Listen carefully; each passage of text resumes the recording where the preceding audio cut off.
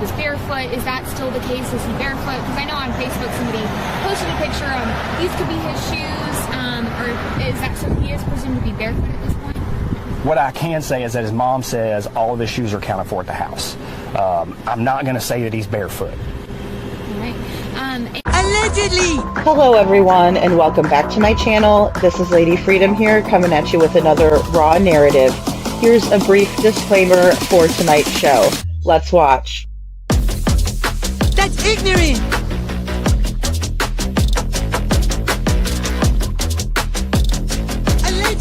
Allegedly, that's ignorant! Ignorant.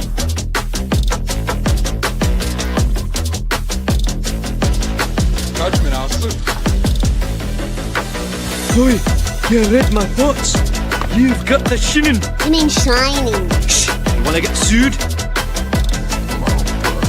Judgment, Alfred. You just use that shin of yours to call me and I'll come a running. Sorry for what? But don't be reading my mind between 4 and 5. That's Willie's time. Hey, yo, boss. I love him when he does that.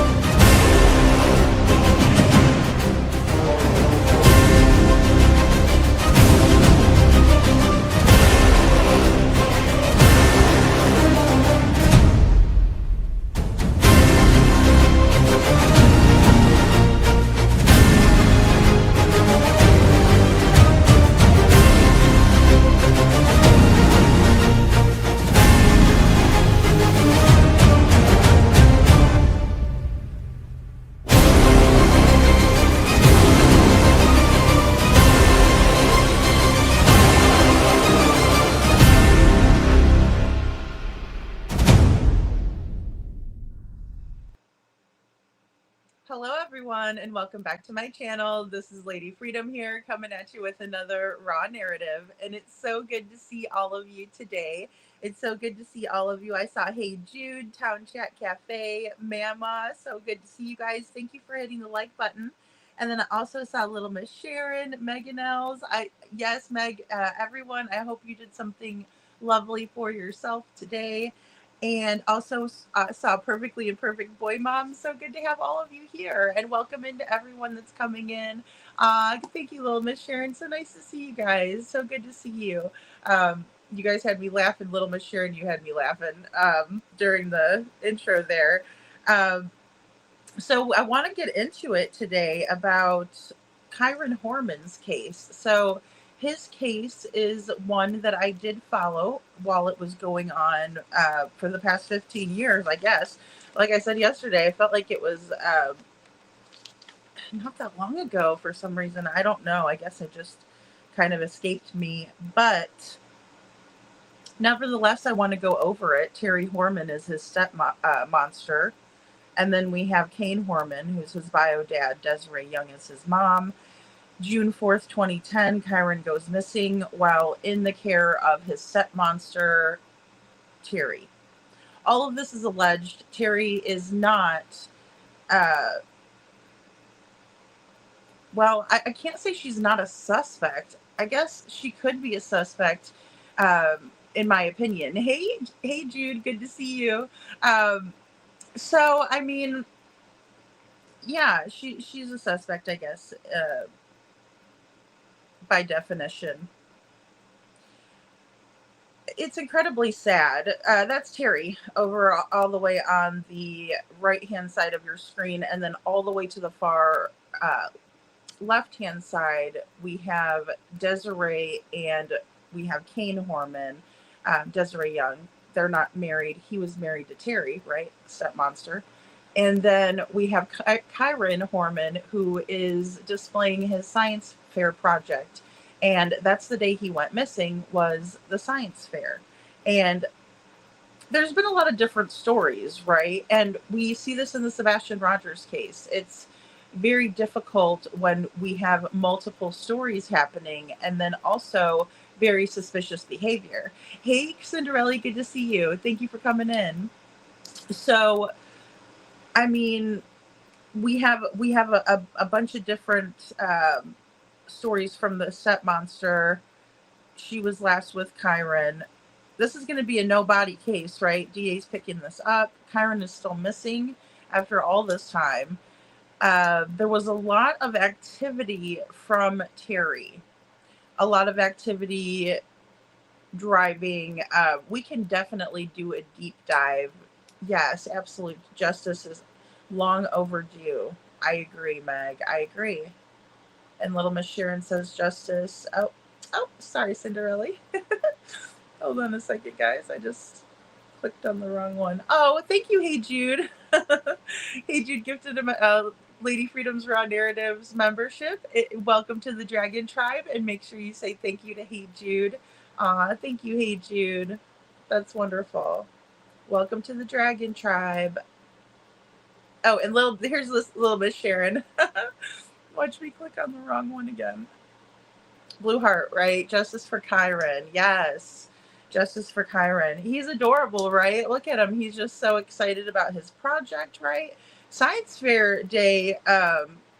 We won the Science Fair. I did it with another, with a friend of mine. And I think I was in 6th grade, and I won the Science Fair with my friend. And we were super excited because we're nerds, right? And so it was fun. It was really, really fun. We did it on the effects of memory. So we did a whole project. But either way, it's fun, right? You're proud of yourself because you worked on something really hard.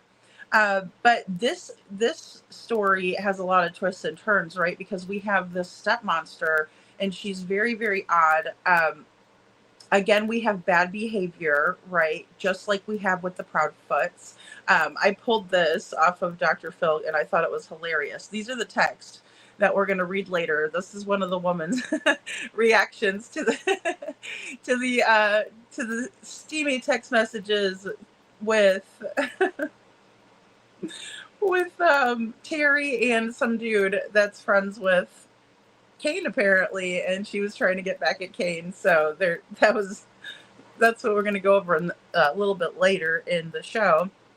But just, not the behavior that you would expect to see. We saw this in the Sebastian Rogers case with Mr. Proudfoot.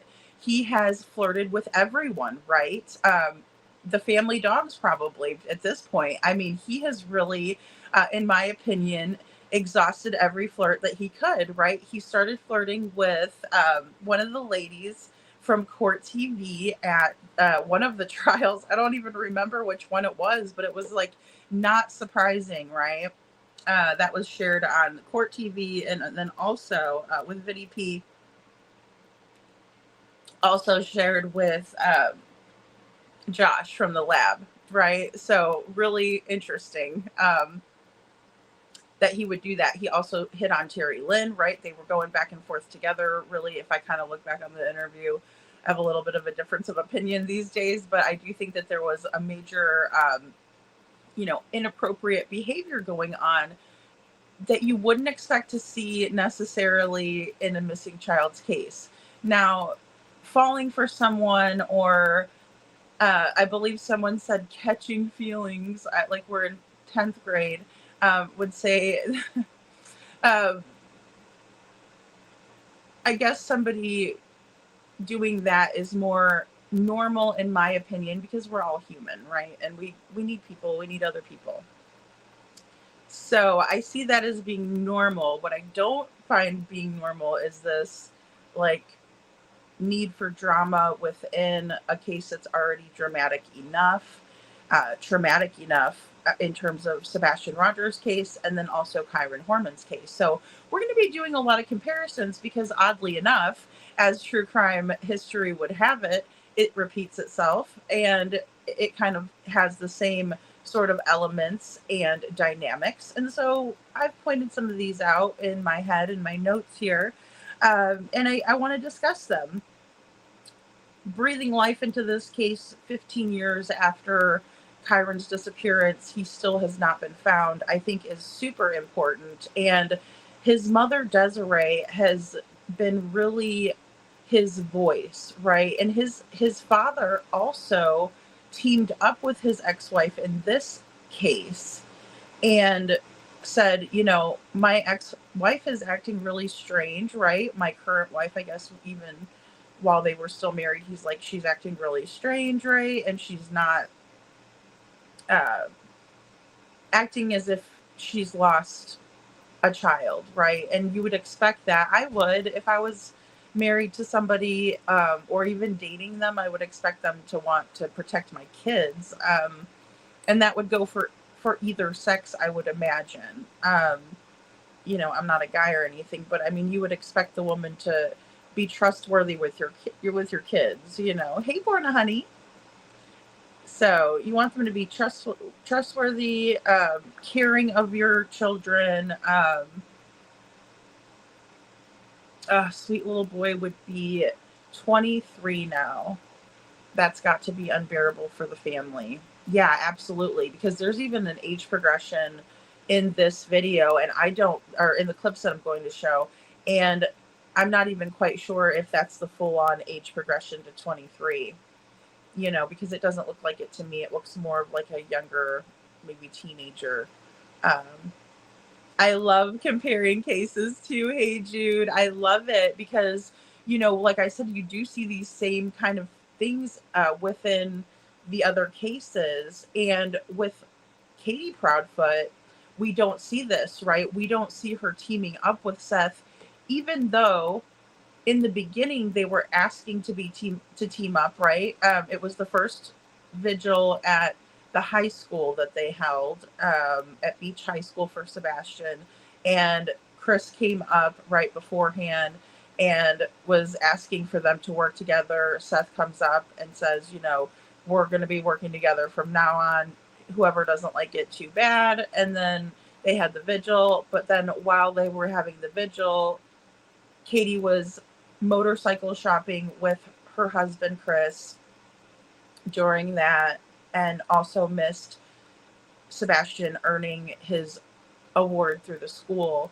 And, you know, just completely different behavior. I mean, and then you see these two, Kane and his ex-wife Desiree, coming together to try to find out what happened to their son Kyron, right? And the guilt and everything he would have had to have felt had to have been unimaginable.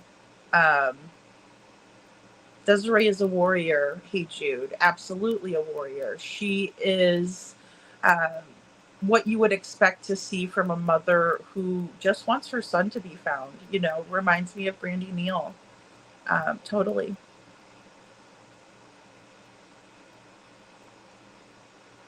Town Chat says, I followed Kyron Horman's case daily too, back when it was all going on. And in my opinion, I believe TH is definitely responsible for his disappearance. In my opinion, he was in the way of her life with her baby and KH, in my opinion. Yeah, there's a lot of reasons, right, that Terry had a motive and she wasn't altogether living the best lifestyle as it was. It seemed like there was some turmoil within their relationship, which we do see that in the Sebastian Rogers case, where there was turmoil before the disappearance of the child. Meg says, I know Kyron's dad still probably haunts himself, but he has their daughter, so he needs to keep on trucking. Yeah, absolutely. And, you know, that's what these parents are doing. And I really give both of them credit too, you know, Kane too. I mean, there's things that, you know, we don't particularly like. I remember, but it's, you know, it's really not up to us to judge any either way. I mean, just opinion wise, or for, you know, quote unquote educational and entertainment purposes. You know, I'll let you guys know what I think and feel. But I mean, quite to be quite honest, he reminded me kind of like an Al Stout a little bit. I got vibes like that from Kane. Um, Not to disparage him, but maybe kind of more of like a ladies' man. Like doesn't settle down. Like he's always gonna try to find someone better than what he has. You know what I mean? He doesn't want to stick with who he has. He wants to find somebody always better. If that makes sense. I don't know if it does. Cinderella says he still doesn't believe she had anything to do with it. You know, I got a little bit of a different vibe from that, Cinderella, but I appreciate your opinion. I mean, I think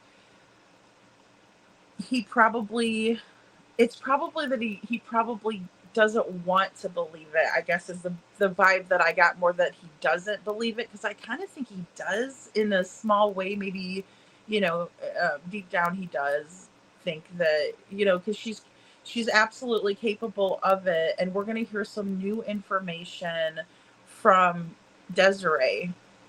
She's going to let us know some new information that we didn't know before.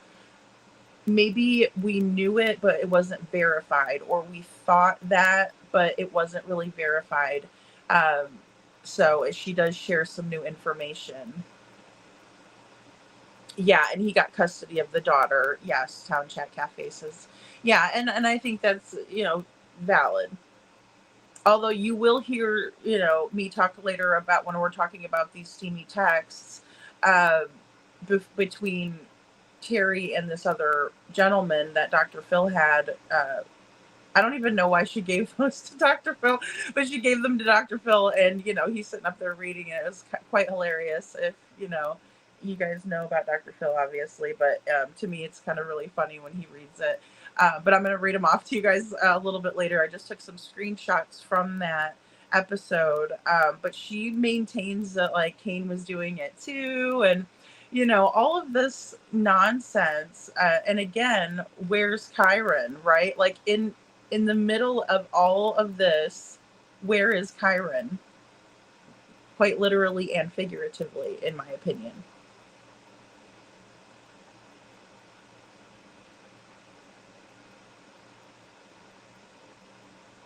Yeah, you have to. You have to watch your back always. Terry is a liar. Oh gosh, is she ever? I mean, this woman lies and lies. She is also, if I may, a bitch, right? Like, she is not someone that you would think has patience for adults, let alone children. I can see patience wearing thin with adults. With children, they're still learning, they're growing, they don't know any better. You have to teach them, they're going to push boundaries. Things like that are expected. With this, she's mean. She's like a mean vibe about her. Like, look at her facetious face over there. Hey, Kai Kai, good to see you. I'm glad you're here. In my opinion, there is no way KP can look Seth in the eye. No, I don't think so either. Little Miss Sharon, that's a great point. I don't believe so. I don't think she would be willing to do that, nor I just really don't. I honestly, I don't think so. I don't think she would be able to keep up with her lies also, I guess is what I wanted to add there. But you're absolutely right. In denial. Yeah, okay, so absolutely, Cinderella, I understand that. Yeah, he's been in denial. Then when his divorce, the stepmom, he got custody of the baby. Yeah, he was definitely in big time denial at first, and you're wondering, like, how can he stay with this lady, right? And then also, if you notice in some of the news conferences, I should have grabbed a picture so I could have popped it up for you guys, but, like, he's holding her, right? He's a bit taller than her, and she's got her head in his chest, and she's like she's like looking off to the side of the camera, like all weird, kind of like how Katie looked. Now I'm gonna have to do a comparison of that. Kind of like how Katie looked at the Texas Roadhouse when she was looking around, all weird, you know, and kind of creepy. Like that's how she was looking. And it was like, you do realize that there's a camera on you, right, Terry? Because like you're not buried in his chest. Like it's not like she was face in his chest. It was more like she was like, you know, head on his chest and her face was still visible, to a certain degree. Maybe just a profile, but you could still see her facial expression. Those things are everything, in my opinion. The facial expressions, the body language, the micro expressions, all of that is so important when we're looking at these things. And I think it would be, you know, something really, really great to kind of incorporate maybe into maybe a once a week show or like a segment on the show to kind of compare some of these cases and the body language of Terry Horman. So, because again, the DA is picking the case back up and, you know, committing more time and energy and effort to finding out what happened to Kyron and getting justice. And I mean, I think that is a fantastic thing. Hey, Kathy Bartholomew, good to see you. Oh, that's all right. Thanks for being here. Oh, really, Cinderella? I didn't hear that. He asked Desiree to raise his daughter. Aw.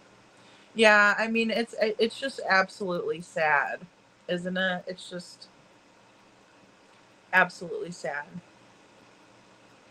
Town Chat Cafe says Kyron was seen by witnesses walking out with TH toward the truck that day. Yeah, she was also, well, we'll see in the clips coming up, but there was a little bit more to that too. There were some more eyewitnesses. It's a good thing it was a busy day at the school, right? So it could go both ways, and it's definitely a double-edged sword, I suppose. But it's a good thing when it's busy because there's a lot of eyeballs. It's a bad thing when it's busy because there's a lot of hustle and bustle and everybody's loud and things can happen. So I think both contributed to what transpired that day. You know, the fact that it was busy, there was more eyeballs on the situation, and so more witnesses to work with. But then because it was so busy, that's how Kyron was marked absent. And we're going to find out some more from, again, Desiree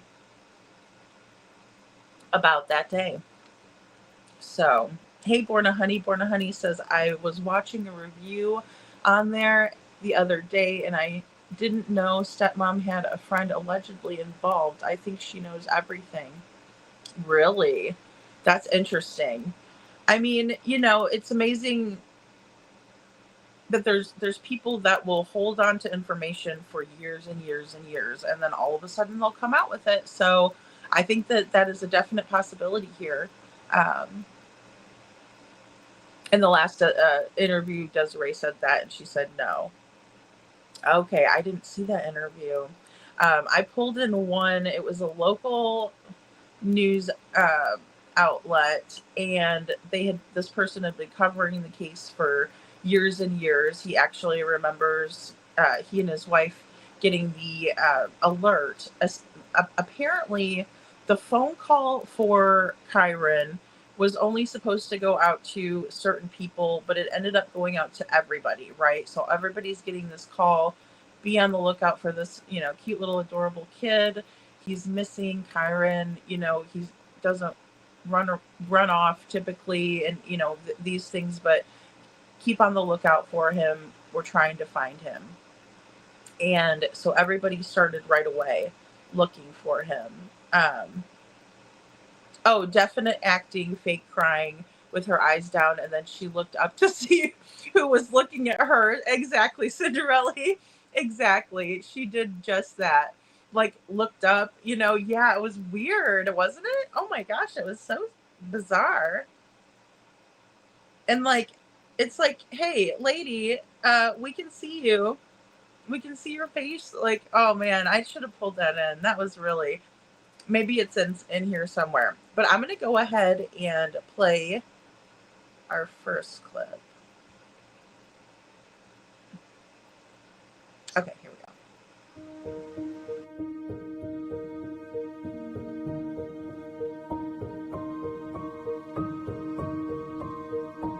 It's one of Oregon's greatest unsolved mysteries, the disappearance of Kyron Horman. 15 years after the little boy vanished from school, we look back at the investigation. Kyron, we're gonna bring you home, buddy. Nearly 15 years since 7-year-old Kyron Horman went missing from a Portland elementary school. It's a story that captivated people nationwide and still is without resolution. This is a case that has cast a long shadow over Oregon. For Kyron Horman's family, it's been a decade and a half of waiting, hoping for answers. Kyron Horman's mother, Desiree Young, has never given up the search for her son. It's been a passion of mine to do as much as I can to keep this case moving forward and to help law enforcement so that we can get some answers and find out what happened on June 4th. That was the day in 2010 when Kyron was reportedly last seen. His stepmother, Terry Horman, said she had dropped him off early at Skyline Elementary School for a science fair. But Kyron never arrived at class and was marked absent for the day. Everybody has held on to that story that came out initially, whether it's the first, second, or third version of Terry's timeline, or fourth or fifth. And the reality is super simple. Terry got to the school around 8:10, 8:15. It was before any other parent was in the school. It was before Miss Porter was in her classroom or had her classroom unlocked. That is strategic because Terry was walking around the school checking security aspects at the school before she ever walked around with Kyron. Terry also pulled Kyron out of the teacher chaperoned group. As you know, schools are very strategic about teaching kids something. So the science fair was not just about visiting with friends. It was about teaching them something. They had a questionnaire. They had to walk around with a teacher chaperoned group. They had to answer all the questions specific to the different exhibits so that they were learning at the same time they were having a little bit of entertaining fun. But the reality is that Terry walked around with Kyron to these other classrooms. She went to 3 classrooms. She walked up the gym stairs, walked down the hallway with Kyron to Miss Porter's classroom, which was the last stop. She took the photo of Kyron in front of his diorama and 2 of Kyron's friends. And she walked out the school with Kyron at that very moment. It is witnessed by people who were outside the school who know Kyron, his friends, their parents, their grandparents, and siblings.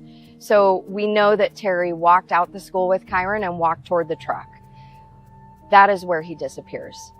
It's that simple. It's not complicated. Kyron was with one person that day and one person was in charge of him. And that's the reality of what happened that day. It was only when he didn't show up on the bus after school that his family realized that Kyron was missing. A massive search effort ensued involving 1,300 volunteers and law enforcement personnel. But no trace of Kyron was ever found. While the investigation focused on Terry Horman due to inconsistencies in her story, nobody was ever charged and the case remained classified as open and ongoing. She did everything to try and structure that day so that she could do this. She had planned it. She planned it months in advance. We know that she was out driving the roads, scoping sites. We know this because her car was very memorable. Eyewitnesses account for her all over the roads of Northwest Portland. And I believe she was testing cell phone signal as well to see where she would drop off of cell coverage. How would she do that? Just driving around, checking her phone, because we know that she was outside a cell signal, and when that phone pinged at 11 a.m., she came back into signal. You'd mentioned several people saw her leave the school that day. Remind me of who that was. His friend Carson, his grandma, and Carson's his grandma? sister. Yep. And then also the school bus driver, actually Kyron's bus driver, encountered Terry as she was leaving. Did they see Terry get in the truck and actually leave the property, or just? They didn't see her get in the truck. We do have an eyewitness on Skyline that says she got in the truck with someone else being in the truck. But they don't see her walking and getting in the truck, that full thing, because of where she was parked on Skyline, it was hidden. But they see Kyron walking with Terry as if they were walking together, not holding hands, but walking next to each other, going the same direction. Okay, guys, so that's the last time that anyone saw Kyron, right? He was with Terry. He got there, they got there super early, right? Between 8:10 and 8:15 in the morning. I did this overlay. So, for any information, the 503-988-0560. If anybody has information on Kyron Horman's case, please call there. So we have 8:10 to 8:15. They arrive at the school, and that is before Mrs. Porter even has her classroom unlocked.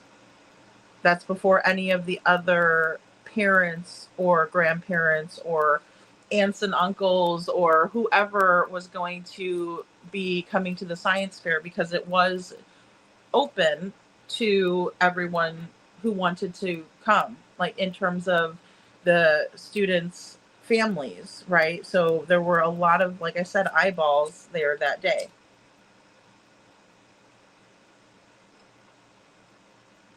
So we also have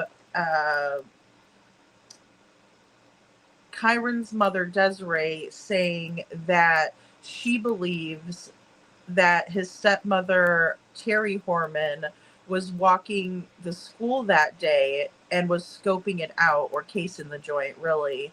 And she pulled Kyron out of a teacher chaperoned group because they had, you know, a little questionnaire where they were going over every exhibit or diorama, she calls it, you know, but like every presentation they went to, there was questions and they had to participate, right, and then turn in the questionnaire. Well, all of the other children apparently were in a teacher chaperone group, whereas Kyron was taken out of that group and was walking the science fair with Terry, his stepmother. Then apparently she takes him upstairs to, and this is, you know, pretty infamous story, right? Pretty standard, because as we know, and as Desiree says, and she points out, the story changed several times. Terry is very unpredictable and, in my opinion, a liar. You know, we were saying that earlier. But either way, she takes him up the stairs to the classroom, Mrs. Porter's classroom. She takes the picture of him that we have up here in front of his diorama. There are witnesses, which are the parents, the grandparents, siblings, right, who saw Kyron walk out to the truck. And, you know, his mother, Desiree, says it's real simple. You know, it's just, that's the reality of what happened that day.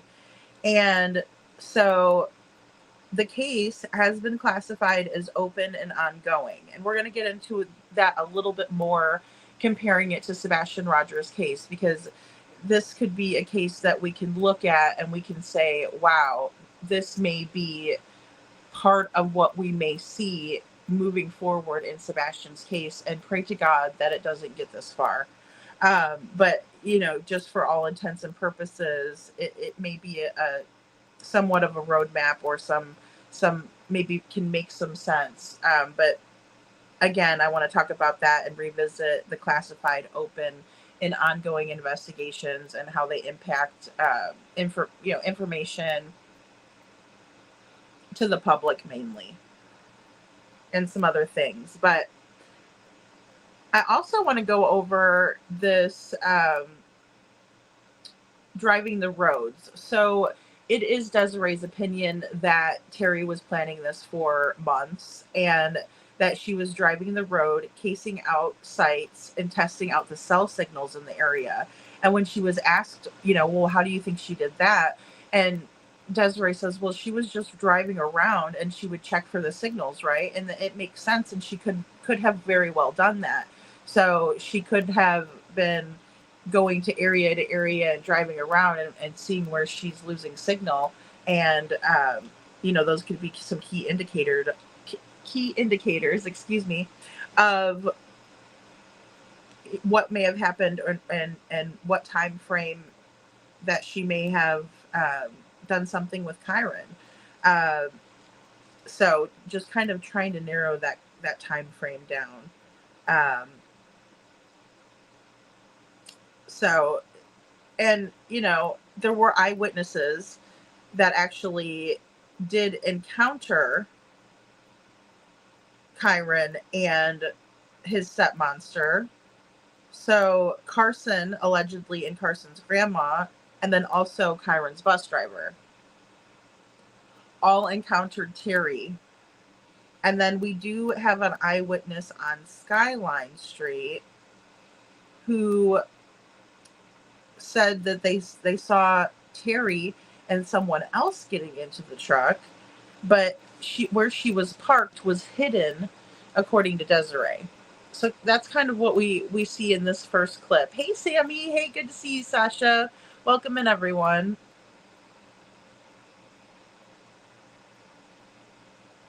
Yeah, psychopath, literally. Why can't the police do what Terry did? Yeah, and I mean, I don't understand why they haven't made an arrest with Terry. They've kind of pulled her through in and out. There's also a new interview we're going to pull in tonight too, because she was arrested for having stole a vehicle, and perhaps it wasn't really stolen, but we'll watch that in a little bit. Perfectly Imperfect Boy Mom says, as a mom, I don't think I would be able to compose myself knowing the stepmom did something to him. So sad. I agree. And Desiree has been like a rock, right? She has been just really held her composure very well, very classy, an advocate for her son. She just wants to find her son. She just wants to find her son. Sasha says, so why can't law enforcement do what Terry did? Find out where the call dropped, what area. Clearly, once again, they didn't investigate at all, obviously. Well, and all they would have to do is probably go and check those cell towers, Sasha, and see where the ping dropped and then where it picked back up again. Yeah, so I agree. It sounds a little shoddy in the investigation, department, in my opinion. Cinderella said she didn't she take a pic of him and his project? Yes. And that's it right behind, right behind his parents, and then the set monster up here. That's his project right behind him, and that's Kyron right there. And I can't really make out, you know what, I believe it was tree frogs. And then of course, during the clip there, we did see that briefly, but I'd like to slow it down even. The hug between Kane and Terry. Sasha says, so Terry's smarter than law enforcement. Wow. Is CP and KP the guy off his daughters, and even Don Wells all way smarter than law enforcement? Oh my gosh. I know, it's maddening, Sasha. I know. Hey, Sammy. Good to see you. I'm so glad you're here. Oh, goodness. Well, I'll tell you, we're going to get into the story right now. So you didn't miss that part. You did not miss that part. I wanted to kind of show this as kind of like a little one-off and kind of like a little basic presentation, but the real story's coming up on what kind of happened. Just keep in mind that, according to Desiree, and I believe her, and I think she's probably relentlessly researched her son's case. I truly believe in what she's saying, that Desiree got there early. I think it was premeditated. And I think she was walking the school, scoping the security out, scoping out kind of different entrances and exits and things like that. Probably people watching, most definitely, right? And then she starts driving around all over the place, right? And that's where the driving around comes in. But you didn't miss too much. So RCMP searched 1,000,000 miles but never fingerprinted the sliding doors. LOL, hilarious. Oh my gosh, it just kills me, Sasha. And I did a little short earlier because it was really funny. I was I was actually watching my live back to put some content up, and it was pretty hilarious because I was like, we're not Canadian, so we can't do anything. But that doesn't mean that people in Canada can't do anything. And I think those are important things to remember when we're looking at the case.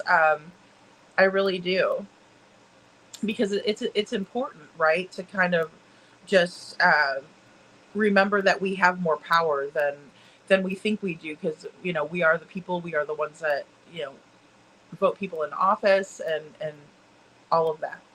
And Sasha says YouTubers found Gabby Petito and Rodney, not law enforcement. Local law enforcement, LOL, hilarious. What local law enforcement? Where? Who? What? When? Oh my goodness. I know. I can't disagree. Local law enforcement. What are we going to do with you?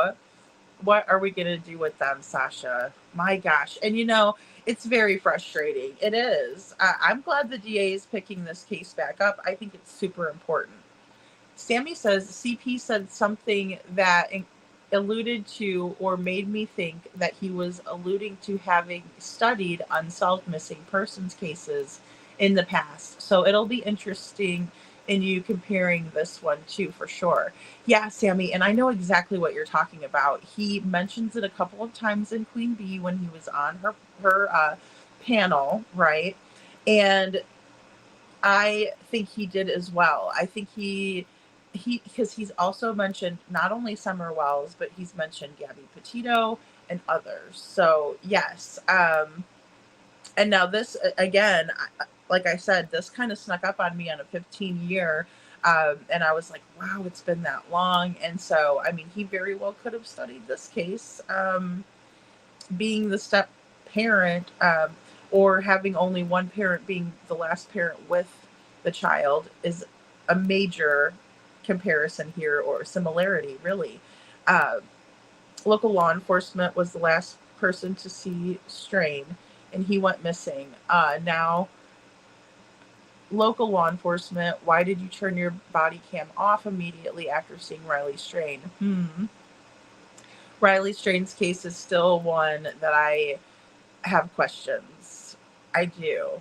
But my questions are more so for the fraternity than anybody. And just in my opinion, all the things that make you go, Yeah, Sasha, they do. Doesn't the car have like a black box? Well, they did obtain her routes and different things. I do remember that. I didn't pull any of that in tonight, but I do remember them pulling in the routes and knowing where she went, because she stopped off at a couple of places. She was driving all over the place that afternoon after she supposedly drops Kyron off and takes the picture and leaves the school. They're all smarter.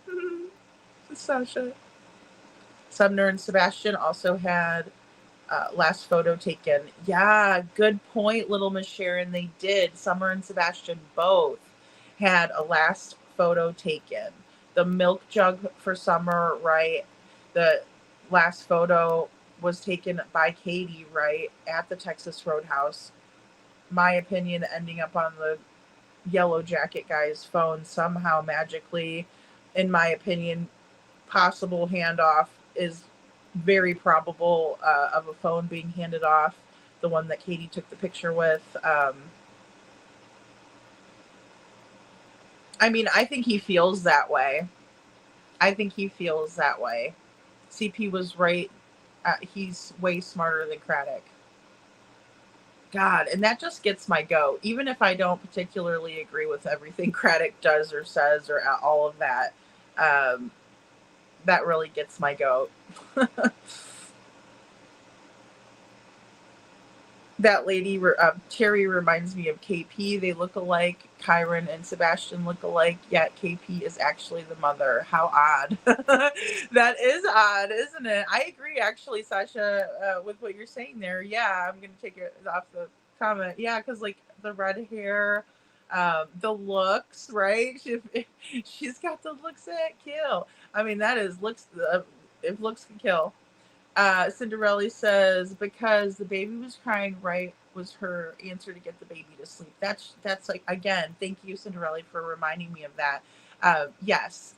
And I don't know, I'm trying to recall, and that's why I don't really want to, recite too much of the driving, because I want to make sure I get it right. But you guys could definitely help out, please, but yeah, was the baby sick that day, or was the baby not feeling good? I want to make sure I say it right when I present it. We'll train him. Sasha says 100% properly in ordinance to what we must know within 72 hours. They will answer our training demands. We, the people. That is absolutely correct. Sasha. It's like we have to kind of take charge and put pressure on. And I think the fact that people have kept up with Kyron's case is the reason why the DA is going to do this, right? Why they're willing to pick this back up again. Very recent last photos. Hey, Jude.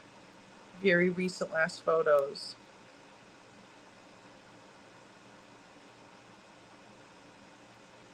Town Chat Cafe says, yes, I agree.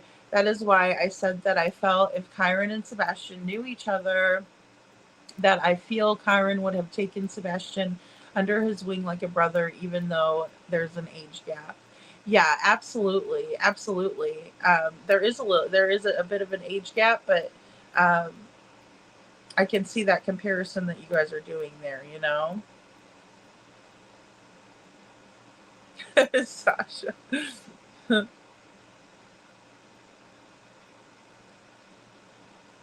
Oh, William Terrell. Also, last photo in a Spider-Man suit, says Little Miss Sharon. All right, you guys, I'm going to go ahead. Thank you, Little Miss Sharon. Missing 10 years in Australia. Wow, I'll have to look into that case. William.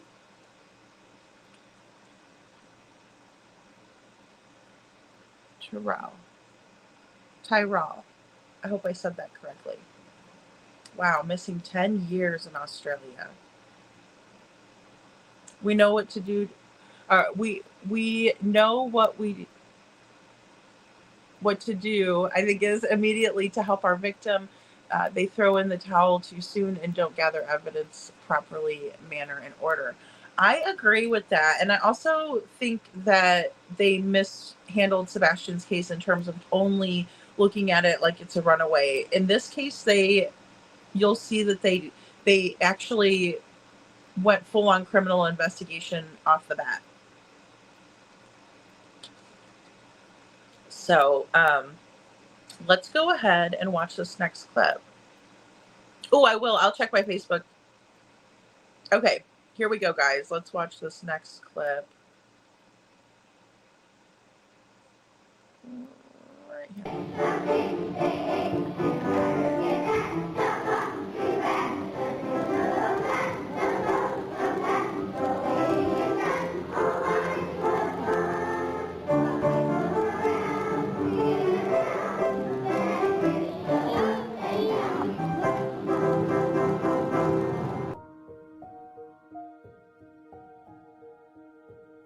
Kyle came to school this morning. Kyron came to school this morning. He's 7 years old with his stepmom for the science fair. He was wearing this outfit. Well, Steph, the Sheriff's Department launched a massive search within an hour of learning that Kyron was missing. The FBI is also on scene. Mic check, 1, 2, 3, 4, 5. Kyron, we're gonna bring you home, buddy. Nothing is more important to your family, to your friends, to us. So. Police are not releasing a lot of details except to say the case is now a criminal investigation. I was fully expecting them to just slap the cuffs on her and take her away. They're going to do it any second. They're going to take her away. They're going to do it. Here we go. This is going to happen. And it doesn't work that way.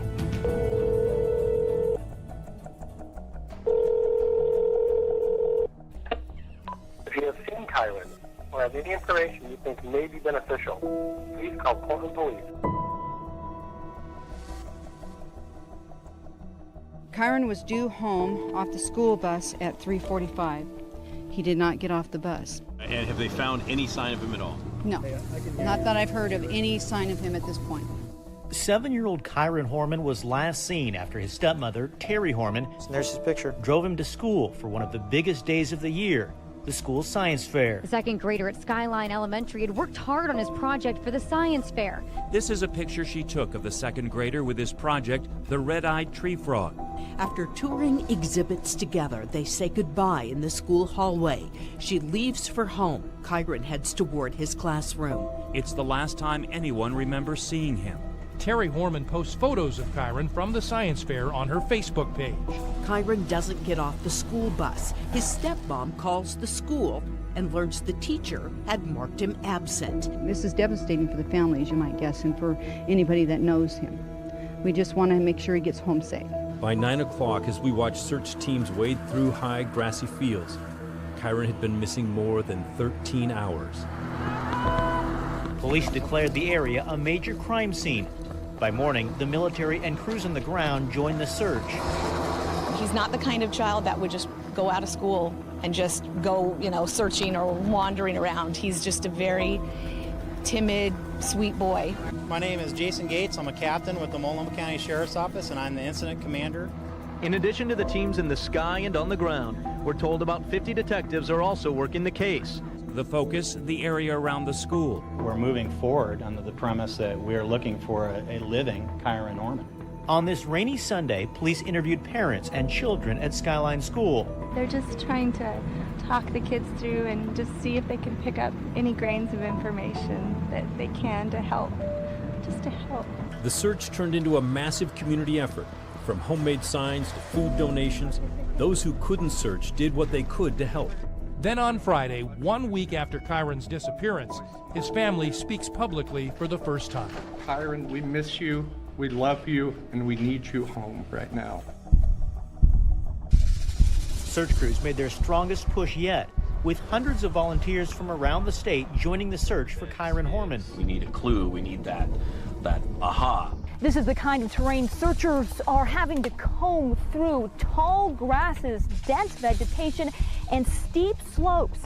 It makes for a slow and tedious process. The pressure to turn up something intense, as so far each day has ended with little to report.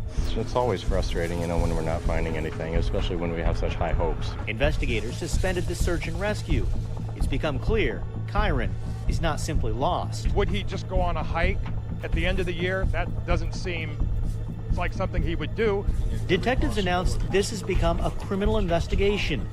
And the focus? Where is she and why is she not speaking? We wanted to speak out as the natural parents for Kyron. Behind the scenes, we'd later learn suspicions were mounting. His family had come apart. Terry was on a whole nother playing field than we were. It was 3 against 1, and she was not looking out for Kyron. She was not interested in helping in any way.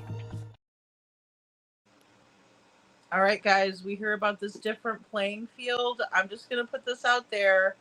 I'm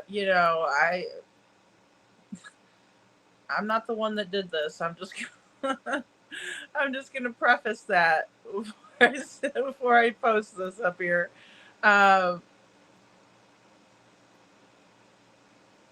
Everything that was just said by Desiree in the clip is just, reminiscent of Katie at the bike shop when Sebastian's vigil is underway and he's receiving awards for his hard work. And then peep this, guys. This is Terry Horman. Does she not look like Katie? Holy cannoli. I think she looks like Katie. Yeah, I think she looks like Katie. I have a better picture of Katie. Oh, that one. You can kind of see her up there. I'm trying to go through my backgrounds here. There's one with her mean face. That's the one where that one's angry Katie. But yeah, I mean, bam. Very similar features in my opinion. Thank you, Hey Jude. Yeah, I mean, I totally see it. So, lot to unpack in this clip here. We have Kyron was supposed to be dropped off around 3:45 on the bus. Okay, so didn't get off the bus, and so it alerted everybody. He was in 2nd grade. His project for the science fair, the red-eyed tree frog. Just doesn't get more heartbreaking.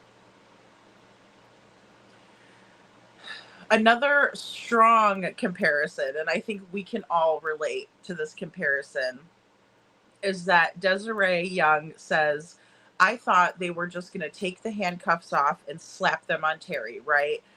But it doesn't work that way. So profound, right? So poignant of her to say something like that. And that was in the beginning, right? Or maybe it was a little bit towards the middle, but she just was really expecting the police to take action. And we feel that way in Sebastian Rogers' case, in my opinion. I do anyway. I'm so surprised to be sitting here a year and a half later and Chris and Katie are still at large. I mean, let's just look at this picture, for example. Not a freaking care in the world. What is that? No, we're going to play with our toys. Ho, ho, ho. We're not going to show our real house for the America's Most Wanted interview because we're buttholes. And in my opinion, I'm just as upset as Sebastian's face looks there, you know, just disgusted with it, really.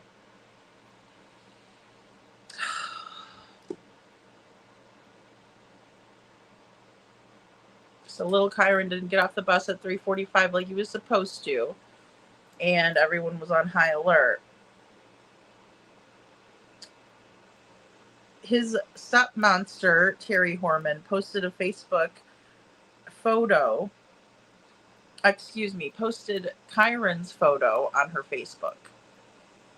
And it was of him standing next to his science project. Let me pull Kyron back up. Right, standing back, the one that's over to the left of the screen. Posted that on her Facebook page. And then it was basically, the search was on from 3:45. At about 9 p.m., Kyron had been missing for about 13 hours at that point, somewhere around there, according to this news footage.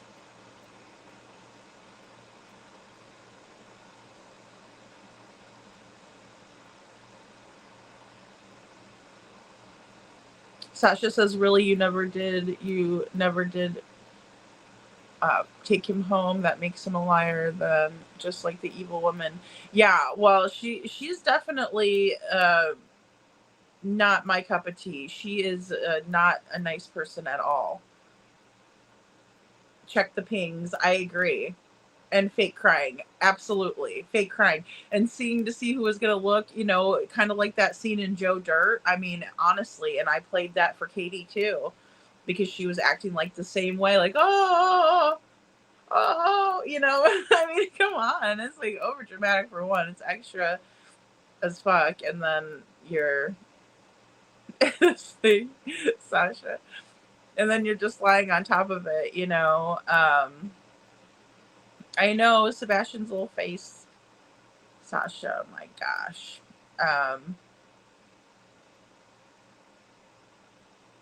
Oh, absolutely. Yeah. They're very, very closely resembling each other, right? And then even as Katie's older, right? And then you see this picture of Terry. Absolutely. Yeah, Adventures with Purpose even looked for him. Yeah, Borna Honey. Doug Bishop is doing videos on him all the time. I always see videos about Kyron's case on Doug Bishop's channel. He's really great about covering, and he has great coverage of the case. I know, right? Hey, Jude, Sasha, Sasha, I'm gonna have to have you up on panel one night. This is a very scary night. These people are just bizarre looking to me like imps. Oh, I know. Oh, absolutely. Absolutely. And she's really grumpy with everybody, let alone, could you imagine her with a kid, you know? Town Chat Cafe says, or anyone, do y'all remember, or Lady Freedom, or anyone, do you remember them saying that TH and her friend were doing some landscaping work and something about a new shed that went up on one of the properties? Oh, I don't remember that, I don't think. Okay. So maybe her friend, I mean, it seems to me that maybe somebody else was in the passenger seat, possibly. Based on what we were told earlier with the eyewitness saying that there was someone else in the vehicle. Doesn't mean they couldn't have been referring to Kyron, but I would think they would have, you know, specified. But she could have had another boyfriend. Don't forget, we got steamy texts to go over. You know, we got some juice in terms of what Terry was kind of doing with one of Kane's friends. And, you know, it is reminiscent of the Lori Vallow and Chad Daybell. No, it is actually not that bad. I can't even with those ones. But, you know, these ones are kind of mild. But Dr. Phil did say that some of them wouldn't have passed FCC. So he only put up certain ones. I battle with anger and sarcasm as well, Sasha. I do as well. Don't be sorry. No, I do too. I have that defense mechanism too. And that's another reason why I laugh awkwardly. And yep, it's been 15 years. And all the tips and research completely not acknowledged, yet no movement from local law enforcement. That's not right. Yeah, I agree. Well, the DA has taken it over, and that's the good news. But I'll show you guys that clip here in a little bit. It's kind of like the ending of it, but they are taking action. They also got a statement from the detectives too, who have been working the case. She had a female friend that she hung out with and did landscape work with. Okay, wonderful, Town Chat. Thank you so much for letting us know that. Yeah. She really could have had helpers. I mean, you know, to facilitate something like this, you would think you would need other people. It had to be premeditated for it to be such a quick time frame for her to be able to do something with Kyron, in my opinion.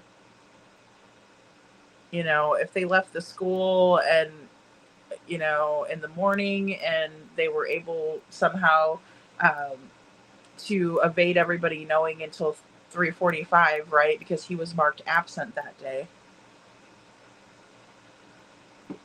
from school, but they didn't realize it until, you know, that afternoon at 3:45 when he didn't get off the bus that he was marked absent at school.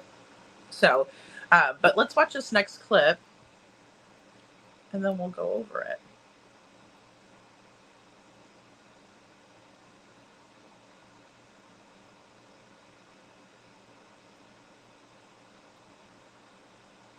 Weeks after Kyron disappeared, police are handing out a questionnaire to parents and students at Skyline School, asking people if they'd seen the stepmom or the family's white truck in the area the day the boy disappeared. Investigators say they've talked with the majority of parents and staffers, but there's still people they want to interview. Then, hello, I'm Tracy Barrett. And I'm Joe Donlin. The unexpected. The Kyron Horman investigation takes another turn. Now a reliable source tells News Channel 8 officers were prepared to arrest stepmom Terry Horman for hiring a hitman to kill her husband. Kane Horman filed for divorce, sought a restraining order against Terry Horman, and accused her of trying to hire a hitman to murder him. And it was based on a lot of information that was provided, so it wasn't a sudden, say, reactionary type of decision that was made. At that same news conference, Kyron's dad revealed another behind-the-scenes bombshell about Terry. I think everyone knows the fact that she's taken her two polygraphs. She has not passed those two polygraphs. Terry Horman hired a defense lawyer and moved to her parents' home in Roseburg. Now again, Terry Horman has not been named a person of interest or a suspect in this case. Terry Horman has never spoken to the media, but in court documents calls Kane's allegations vicious and calculated to inflame and poison public opinion against her. Court papers from the divorce revealed Terry Horman had been sexting with another man after Kyron disappeared. She's got some guts. I'll give her that. Now's not a good time to be doing stuff like that, but I guess I don't expect anything less. Edie, are you cooperating with investigators? By late summer, a grand jury started hearing sworn testimony from Terry Horman's friends. No charges were filed. Is she bound to testify, or could she say no? She was subpoenaed. I look at people's actions, and the actions I see don't reinforce the fact that they're completely innocent. And whether it's related to Kyron or not, something's being hidden.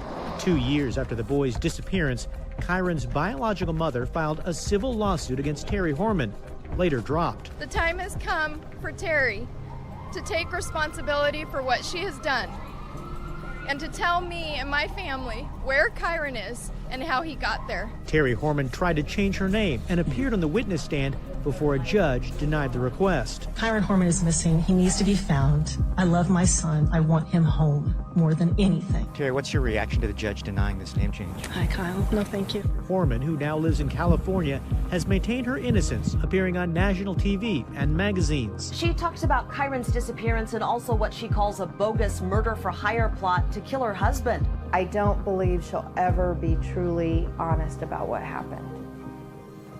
I think even when we find Kyron, she will not reveal what happened that day.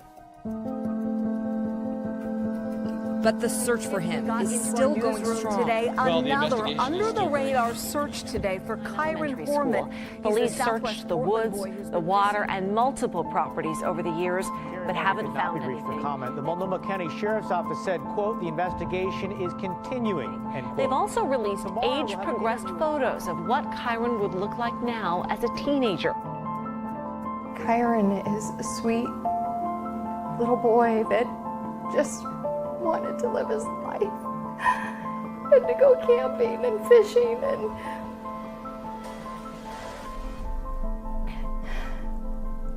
be a kid, and he got that taken from him.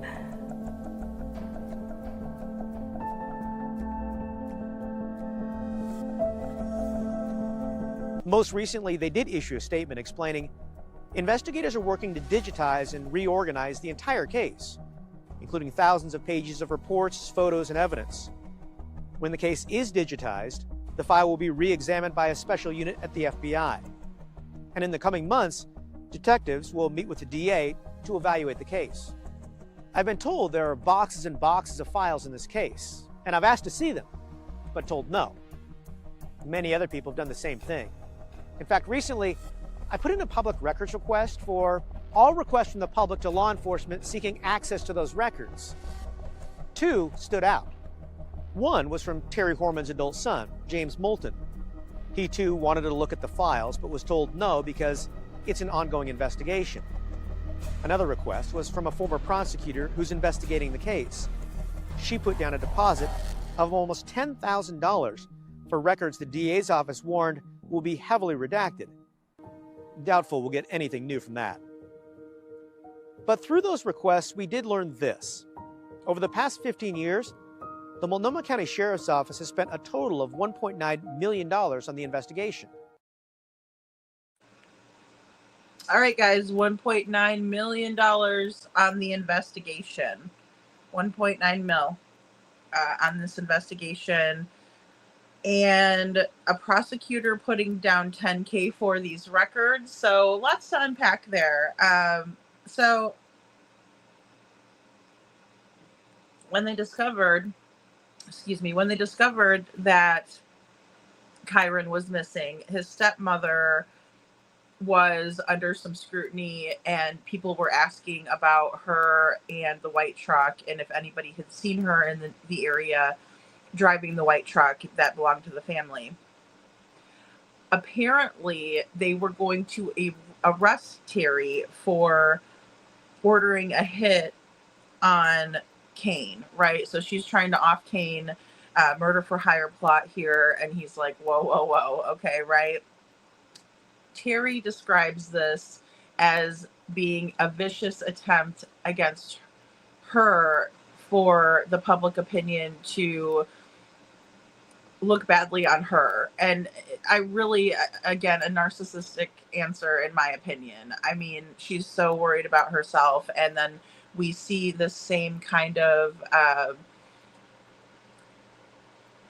sentiment from the Proud Feet. They're always worried about the public perception, what the public thinks of them, and they're always saying how vicious everybody else is, even though it's their actions that are causing us to think, and their words that are causing us to think that these things are going on, right? Like her trying to hire someone to off her husband. You know, Desiree, I like Desiree. Desiree says she's got some guts. I'll give her that. And that's what she had to say about the sexting that was going on and the murder for hire stuff and all of that, right? Red rum for hire, excuse me. Kane said that something is being hid, and that's a quote from Kane. So whether it had anything to do with Kyron or not, he believes that Terry's suspicious behavior leads him to believe that something is being hidden. There were calls for Terry to take responsibility for what happened. Where's Kyron? You were the last one with him. We saw all of this in the Sebastian Rogers case coming from Seth, his biological father. Seth started to ask a lot of questions, and again publicly, and started saying, okay, what is going on, right? Most recently, we have had the billboards, which I think is a brilliant move on his part.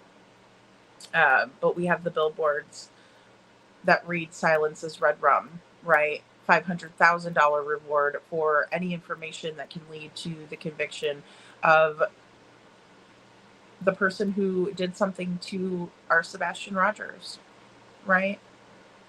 Also, there's a $50,000 reward posted by the FBI. So,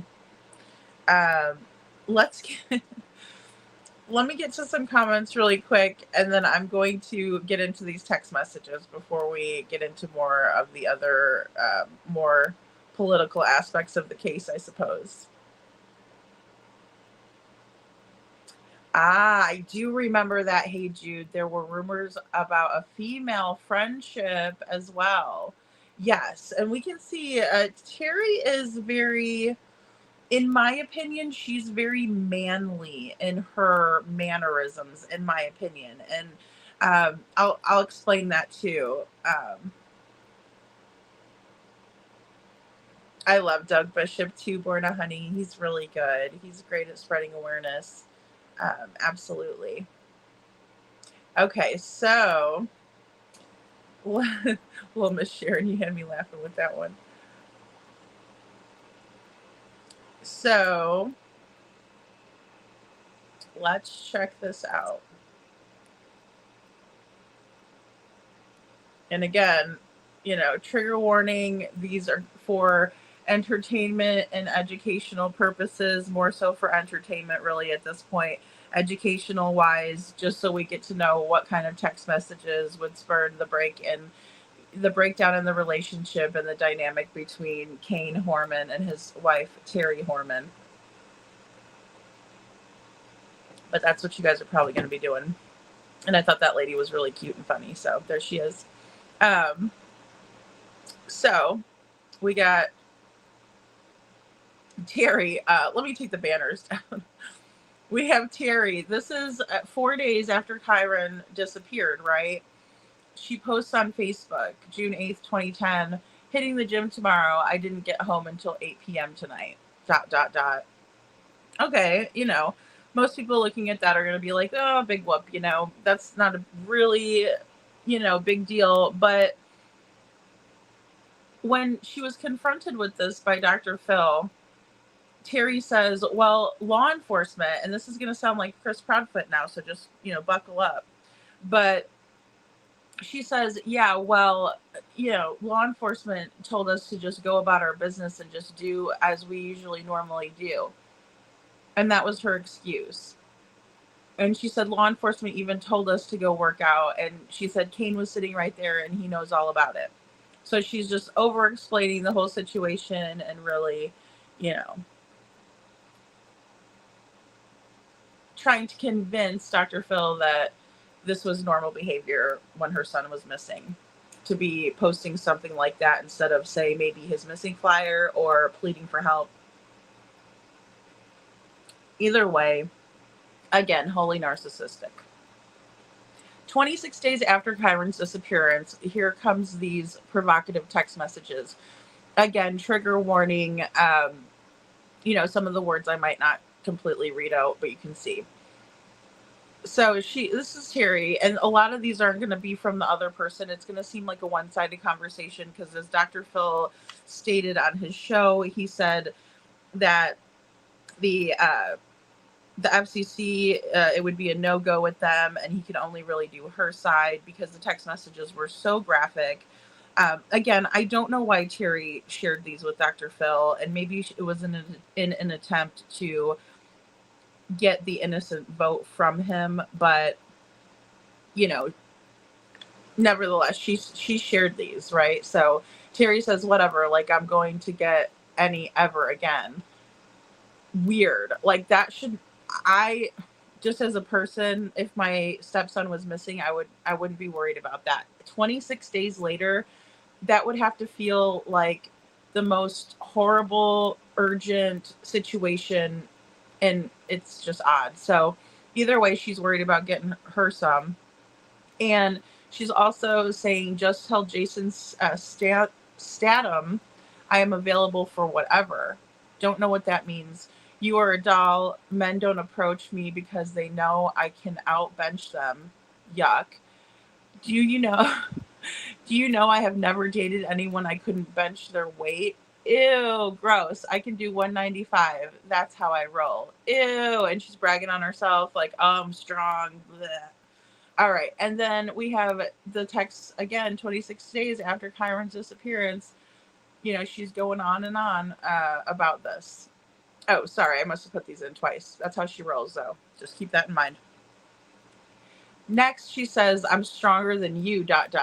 Weird. Like, who does that? Who challenges a man? I mean, maybe I'm wrong. I don't know, guys, but you're not going to catch me, like, challenging any man to any of this. It's weird. So she says, we need to arm wrestle. Meanwhile, just know I can take you down.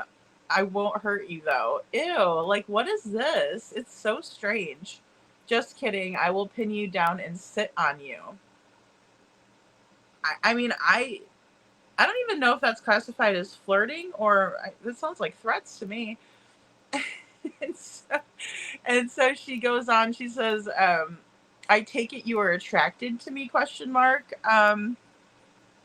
Again, that's so strange because that's something that I've literally never asked somebody.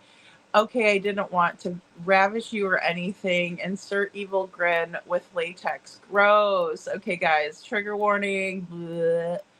Whoops, said that out loud. Ew. She sounds like predatory, in my opinion. If you didn't have your son tonight, I would show you what I think of you. Blah. And then she says, I may have to clear it with the boss, Steve, aka lawyer extraordinaire. What the hell? She is a weird woman, okay? Here we go. Barf bags engaged.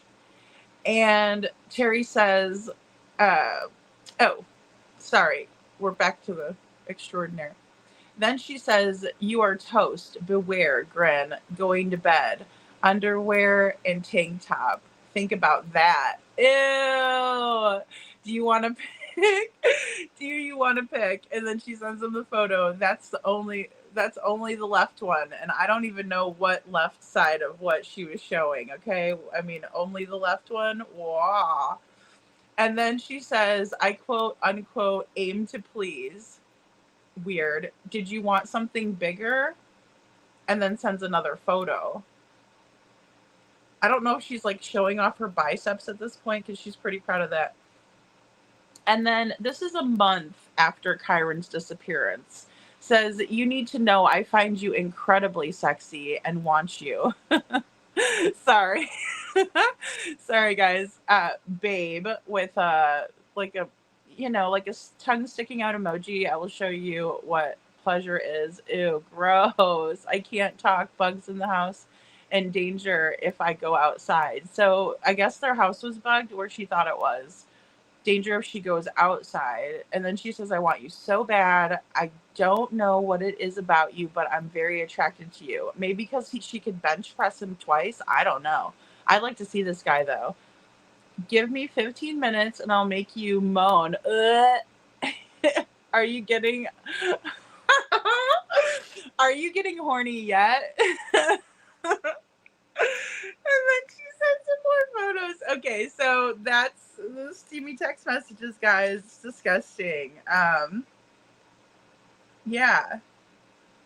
So she said so after this, she tells Dr. Phil that she was just screwing with Kane and that Kane was doing this too, and that he was just upset with her, and that it was Kane's friend, and she wanted to get back at him. So it was like all in retaliation for him doing like the same thing, basically cheating on her or whatever, sexting somebody else.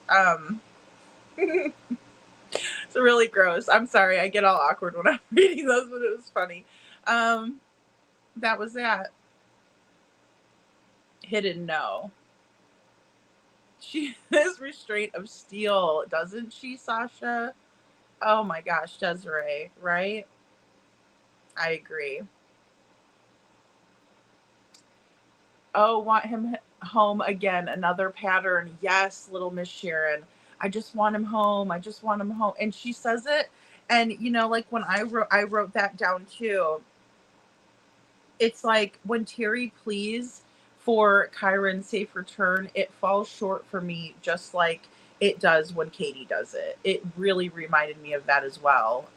So thank you so much. And then, the calling for responsibility by Seth. But there was a definite, red rum for hire with Terry and Kane, because she wanted to take him out.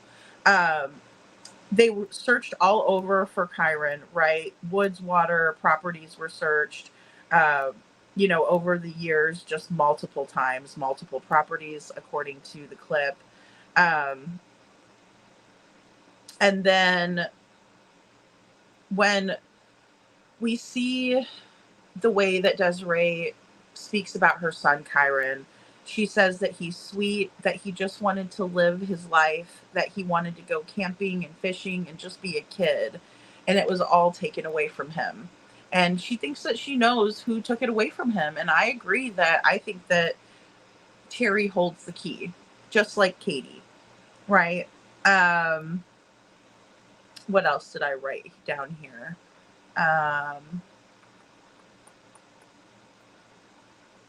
So they're going to redigitize, they're going to reorganize the case, and then they're going to get together all of their photos, reports, and everything. And there was going to be a meeting between the DA, right, and themselves with law enforcement. And we'll go over that a little bit more later because I have a clip about that. Public records requests.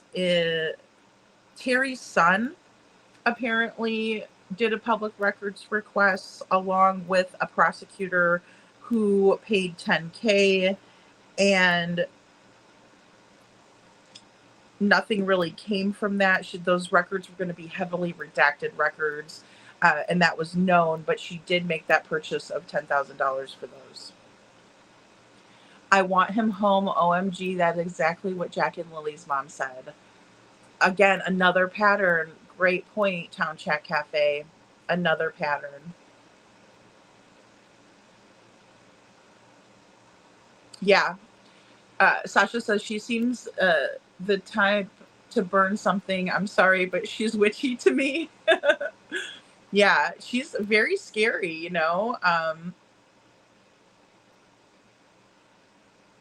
Yeah, I'm wondering. I mean, she could have, if she was, because I know that her phone was kind of pinged out in those areas prior to all of this, I'm wondering if she prepared something out there to make it easier on herself when this was going to all, you know, pop off.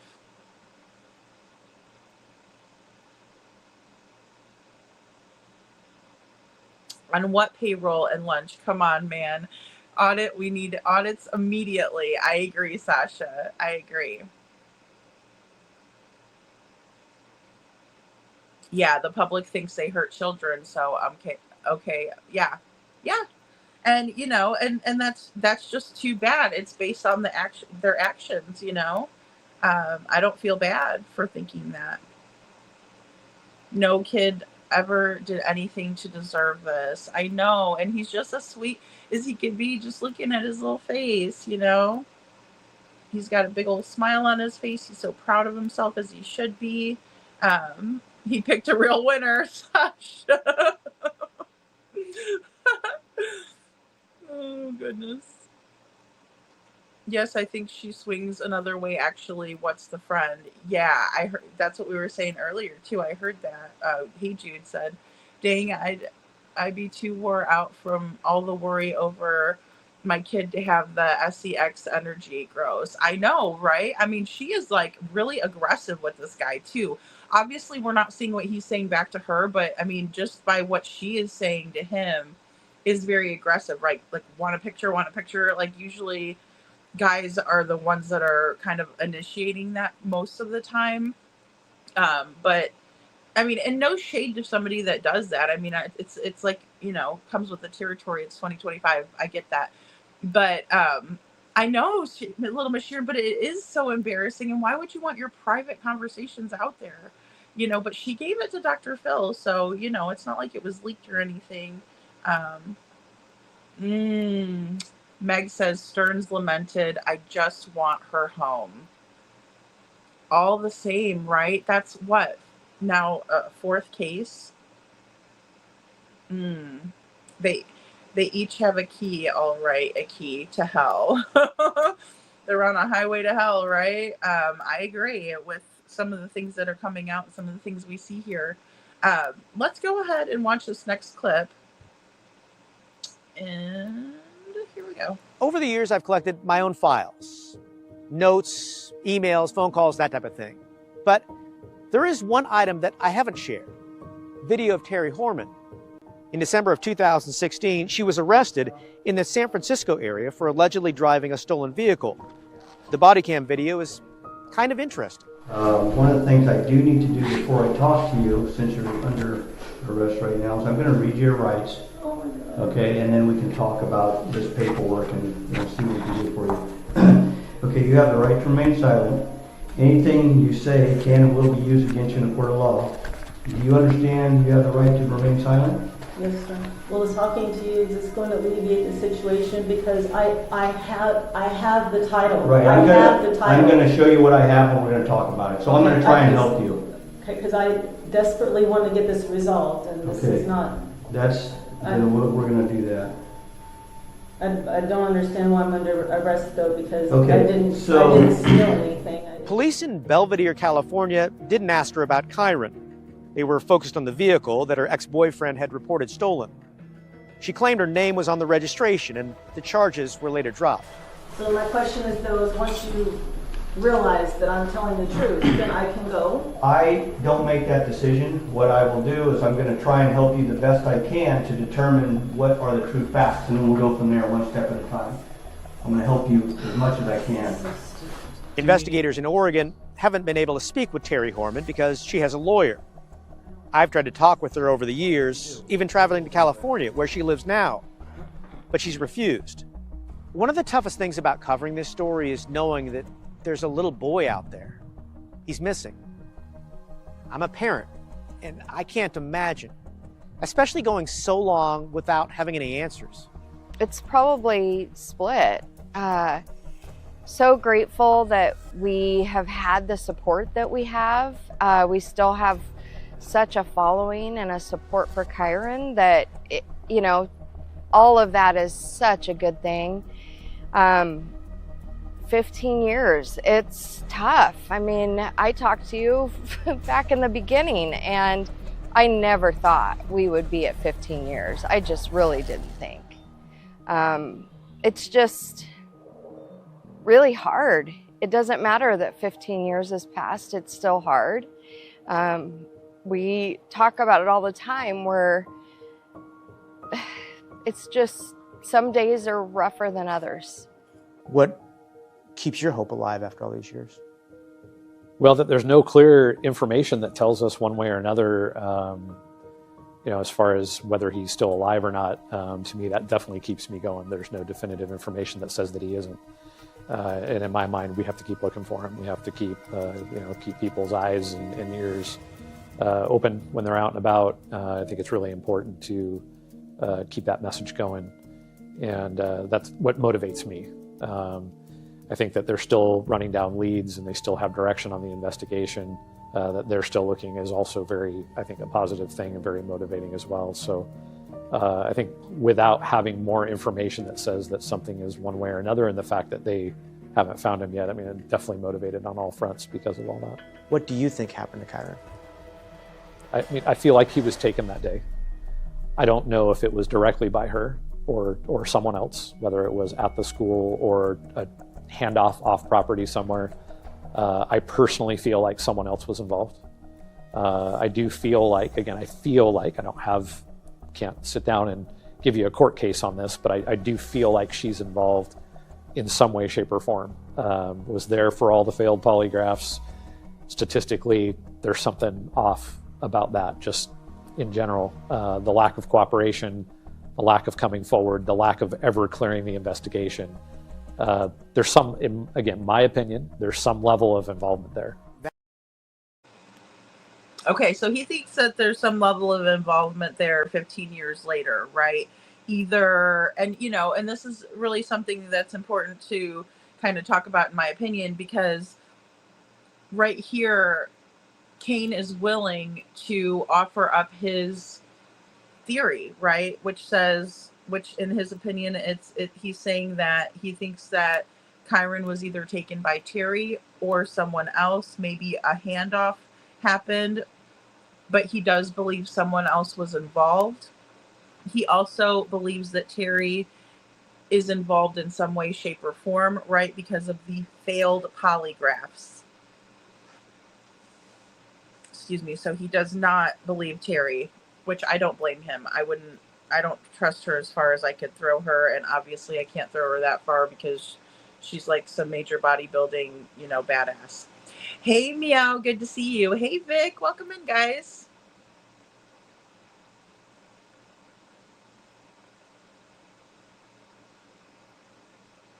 Okay, there we are. Sorry.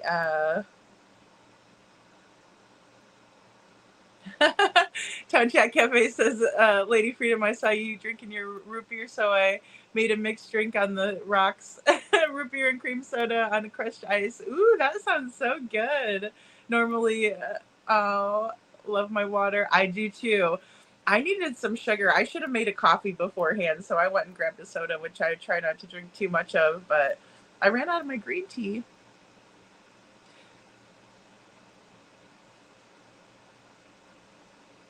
Meow, good to see you. Thank you for hitting that like button. Sasha says they're showing her in shape off. I'm in shape, Philly. Big Phil. I'd like to see her bench press, Dr. Phil. What, oh boy, that's probably her girlfriend's weight. Meg just says, wow. Hit you guys with the curveball tonight. You didn't think we'd be going over these steamy texting from Dr. Phil there. Oh, hello, Vic. Good to see you. Thank you for coming in. I can't even with these texts. They're disgusting. Like, they were mild at first and then almost weird. Like, they were very bizarre, I will say. I've never told someone I can. Oh, let me see if I can arm wrestle you. You know what I mean? Like, what is this? I think someone watches too much corn and has really low self-esteem. Oh Lord. Oh man. Or I think that's what she was. I think she popped out a lefty for him to see, is what I was what I was thinking. When I'm reading it, I'm like, oh, it sounds like she's popping one out. She can't be talking to a man. She was. According to Dr. Phil Sasha, she was talking to a man, and she was telling him, like, I could bench you and I could arm wrestle you. And I mean, it's gotta be a woman. Oh, Lord. This is worse than what Meg says this is worse than Wade Wilson's prison calls. I've yet to listen to those, by the way. Oh my goodness. And this is what these people bring into the cases. And then they sit back and they're like, I can't believe these YouTubers. And oh, Dr. Phil's so salacious. It's like, well, you're the ones that are putting this crap out there. You do realize that, right? Because it has nothing to do with the case other than the fracture in the relationship. Obviously, there was something going on. I don't know if I believe Terry or not that Kane was doing this. You know, maybe he was. Maybe it was on the ass end of the relationship, so it really didn't matter. But it's the weirdest shit. Sasha, you got me cracking up over here. Oh my goodness. How did law enforcement ignore that? I don't know. They probably didn't want to see that, you know. Born Honey said, dang, I'd be too wore out from worry over my kid to have an SEX energy. Yes, absolutely, Born Honey. I think I reread that one. I must have been like all wacky in chat. How old was this boy when he went missing? He was in 2nd grade. He was 7 years old, I do believe. Yeah, so he was a little guy still, you know. 7. Thank you, Meg. I wanted to make sure I said that right. Yeah, 7 years old. Meow, I think that it was his mother, or it was his stepmother, Terry. I really do believe that. I do. And I think his mother, you know, absolutely believes that too. She can't believe that they didn't slap the cuffs on her already, you know. She destroyed the dad, Sasha. Absolutely. Absolutely. And I mean, she's so cold. Like, he probably, if he was texting or having an emotional affair or whatever, what have you, with anybody else, I can see why, though, because I mean, obviously, you know, you need to be comforted at that time, not like, you know, dealing with a bitch from hell. Megan L says allegedly the stepmom took him to school before school started for a science fair and claims she left him, but people saw her walk out with him. Yes, absolutely. That's it in a nutshell, really. And that's the reality of it. And it's really simple. You know, we've talked about this in the Sebastian Rogers case. It's just so simple. It's like glaring us all in the face, and it's just that easy, right? But no arrests, no information. He was last seen with witnesses walking toward the pickup with Kyron the day of his school science project show. Yeah. Thanks, Town Chat. Yeah, it's so sad, Meow. Those text messages, she had a lot of testosterone or something gross, right? Oh my gosh, Sammy, you know, maybe she was like maybe she was doing steroids or something like that. I bet you that's what it is. I bet you she was doing steroids. Yeah, and then, like, ew. It's all a front. Oh, she's not, it's all a front because she's a coward and scared of the mother. She would cower at your loud tone. She's a loser, in my opinion. Yeah, and I mean, I'm sure she's afraid of going, you know, she looked very uncomfortable in the hot seat when she was in there, right? So this new footage of Terry was in San Francisco. Allegedly, she was driving a stolen vehicle. They pick her up because her ex-boyfriend reported the vehicle stolen, but she said she had the title and it was all dropped later on. But again, she obviously wanted out of that hot seat. Terry has also lawyered up just like KK, right? Just like the Laundries, and she is being very tight-lipped, and she has been. Support and following for Kyron Horman is the reason why his case is still being talked about, right? Why the DA is willing to reopen the case, in my opinion, or one of the reasons why. You know, it was so sad to watch the reactions of Kyron's parents. So his mother said that some days are rougher than others, and she really never saw herself being here 15 years later. Kane says, who is Kyron's father, says no clear information, just like Sebastian, right? 15 years later, no clear information. Sebastian Rogers, a year and a half later, no clear information. So just like Seth, he reminded me a lot of what the things that he comes out and says, but he says, keep your eyes and your ears open, right? And he's keeping the faith. Kane has a very calm way about him. He also seems to have faith in the police, and so I think that's a good thing. At least he knows that the DA's picking it up again, and again, he gave his theory. It's not one of those things, oh, law enforcement told me not to, and I don't know if I should speculate, and oh, I'm so glad you're here, Meow. I don't think he's with us. He'd recognize himself with all the coverage. He very well could have recognized himself, especially leaving at 7, like Stevie Stainer. He always knew he was Stevie Stainer, right? But that pedo that took him, Kenneth Parnell, he was the one that was giving him a different name and calling him by something else. She definitely makes it to the creepy list, 100. Sasha, I agree. Megan L says, 1 month after the disappearance of a 7-year-old Kyron Horman, police reportedly said a landscaper told them that the Oregon boy's stepmother tried to hire him to kill her husband, Kane Horman. Yep. She was caught. And, most of the time when people try to put a hit out on somebody, they get caught. Thank you, Meg. Oh, maybe so, Sasha. I'm thinking it's a woman acting like a man. Like she's the one that kind of wears the pants or whatever. She claims it was one of Kane's friends, like that was a guy. Oh gosh, totally, Meow.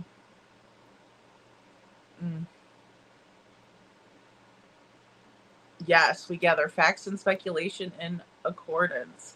And that's what they're saying they're doing. They're digitizing Kyron's case and they're working on it, gathering more information and organizing it. I hope it wasn't disorganized mess or whatever. I mean, I don't know.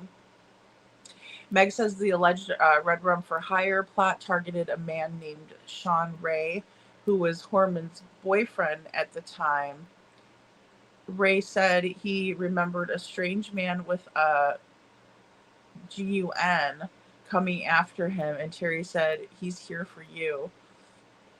Dang, she's cold-blooded, man. Meow said that those texts were from the Diddy trial. Oh my goodness. Some of that stuff is so horrific. My gosh. I couldn't imagine cheating with the god-awful woman or man, or her losing my son, or unaliving maybe, or trying to off me. That's a lot. Don't cheat people.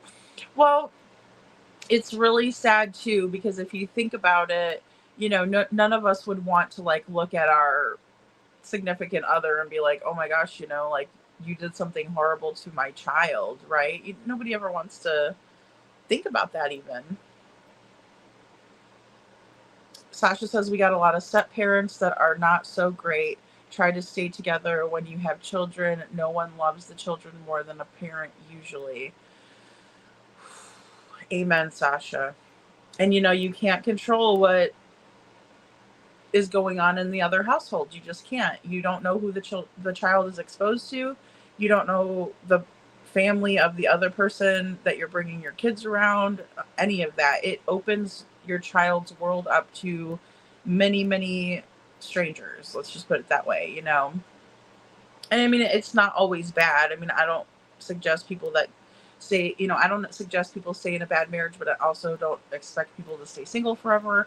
But it's also one of those things where when you look at it, it is very risky. It's taking a risk, allowing somebody to be around your children, that one person, even if it's your girlfriend, boyfriend, but then thinking about, you know, when you go to a family function, all of their relatives and people that those people are going to be bring around the kids and all of it. It's just all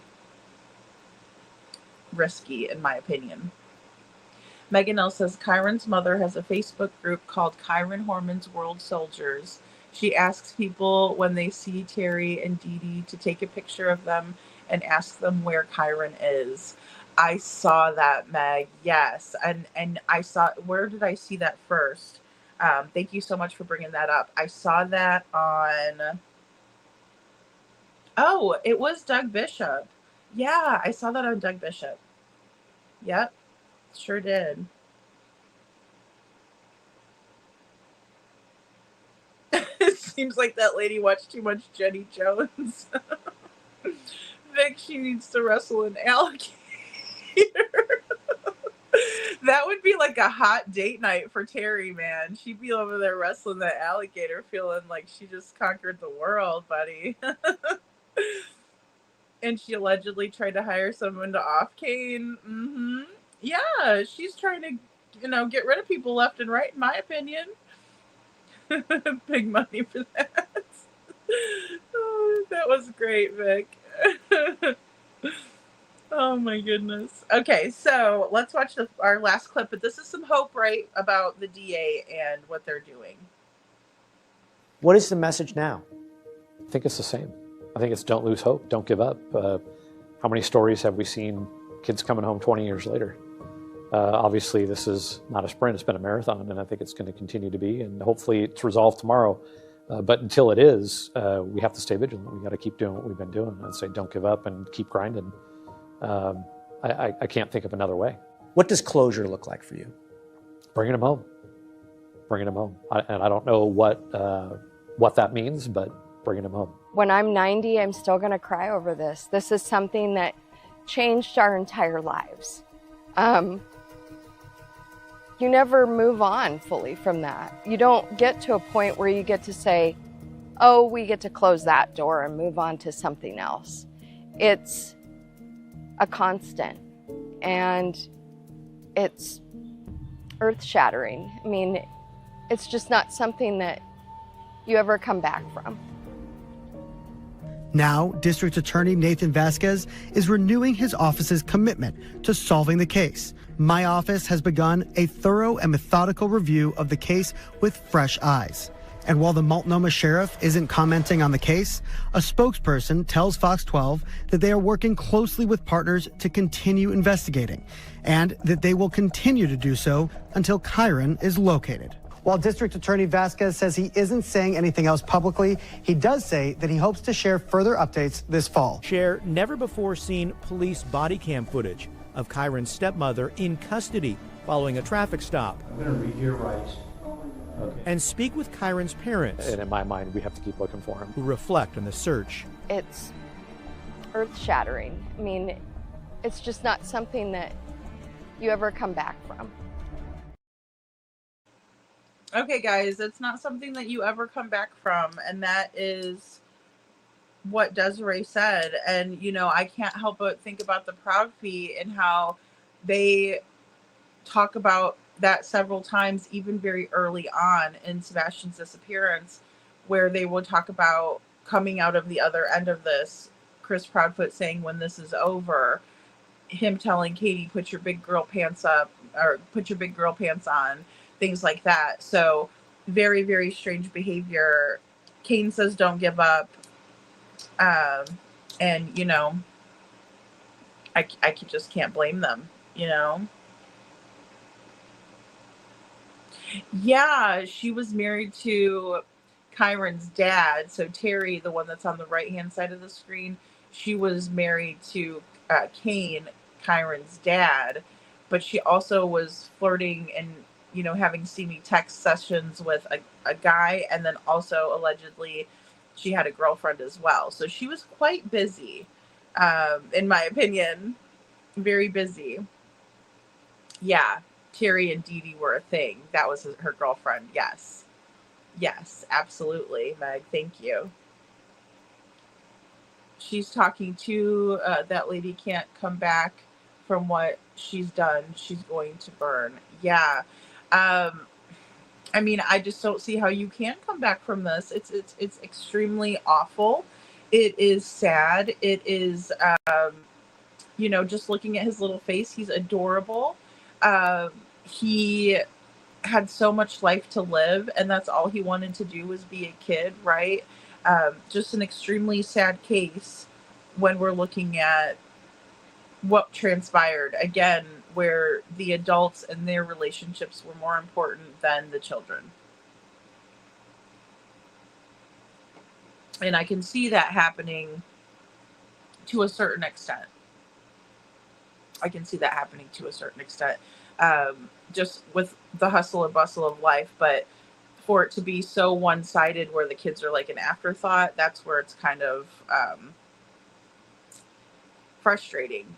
And, it is hard for single parents. I will say that too. It's hard to be in the dating pool in general. And Megan L says, and Dee Dee, the girlfriend, was given immunity for telling the police whatever the burner phones were. Horrible. Yeah. Oh, yeah. And we see that a lot, right? Where people will roll on each other and people will decide, hey, I'm going to tell on this person because something happens in the relationship. And, I was thinking back to Sebastian's case on that. I was waiting for that to kind of happen where something, because we know that there were issues to begin with. So I was thinking that something was going to happen later on. But that never did transpire as of yet in Sebastian's case, Oh, thank you, Perfectly Imperfect Boy Mom. I'm just seeing this now. Thank you, Lady Freedom, for bringing awareness to so many. Oh, and thank you so much for being a member for 2 months. That's fantastic. Oh, I'm so glad. Thank you. Thanks, Perfectly Imperfect Boy Mom. Yeah, she reminds me of Letitia Stout. Very similar case. That's another one that's very interesting. And I would like to go over some of it at some point. I really followed that heavily on a couple of other channels like Melissa Jade and what was the other one? Alex Erickson too. So I followed the trial and everything like that. Her interrogations. I wish they would bring Katie in like that, in my opinion. Gannon and Kyron are very similar cases. I agree. And I even, said earlier, Sasha, I'm not sure if you were here. Excuse me. I really believe that even Al Stout reminds me of Kane in certain little ways, right? Not completely where I'm like, oh yeah, they're a lot alike. I just think that he reminds me of him, I really do. Yes, mentally deranged in my opinion, pervy, grotesque, and apparently he's taken to even higher level. Yeah, absolutely. Well, and she's very aggressive. I will say that too. And maybe I'm more of a, kind of like a submissive person, I guess. I don't think I really am. I think I can be stubborn as hell when I want to be. But, in that regard, I've never really been that aggressive with the text messaging like that. So that was weird to kind of see that dynamic. And then a lot of you guys saying, well, what if that was the girlfriend that she was talking with? And that almost seems to fit better. But again, she maintains that it was some one of Kane's friends that, was showing her interest. But yeah, very, very aggressive in my opinion. Yeah. So, But I would like to dive more into this case and kind of go back to the beginning with all of you. So we'll probably be doing some of that too.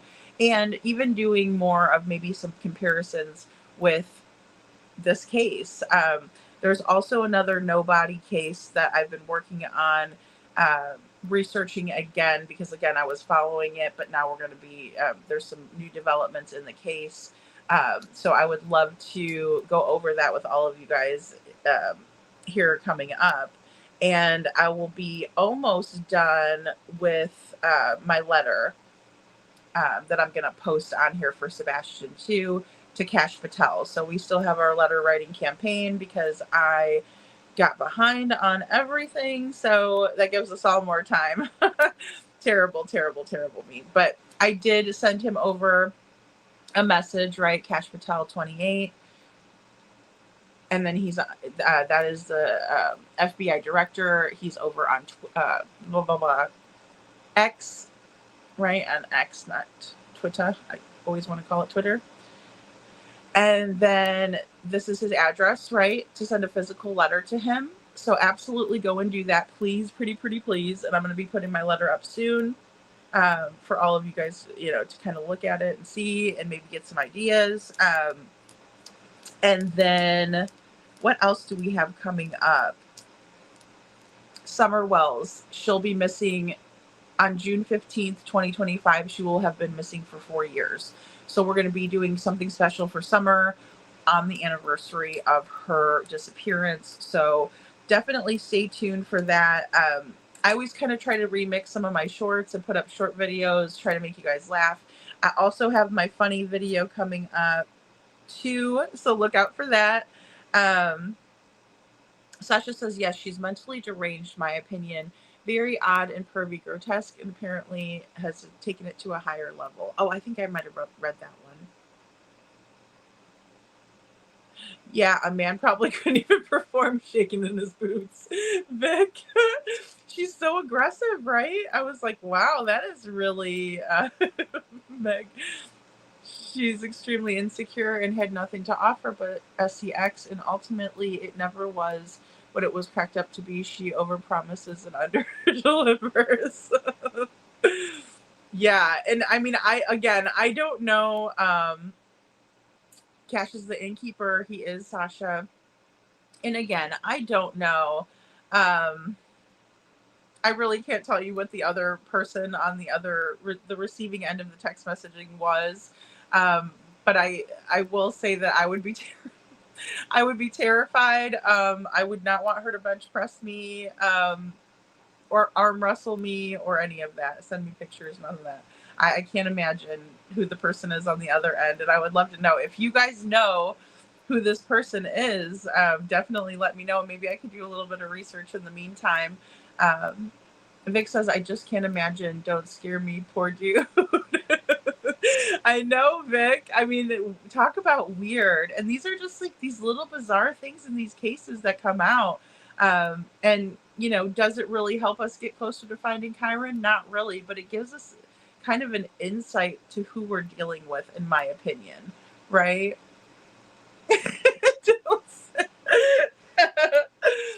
Don't sit on my face, Meg. Oh, shit. Meg says, don't sit on my face. That's what she said. She was going to sit on him. And that's... Maybe I should just stop right there. But no, she,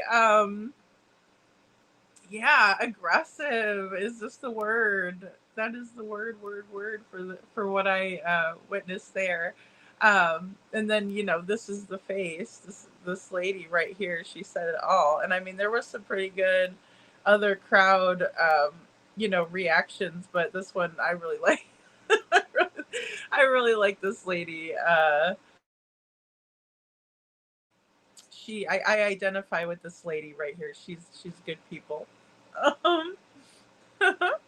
But either way, and then guys, if you guys have a read on who this guy is in the text message or the lady, I would like to see pictures. I know there's pictures of Dee Dee out there, so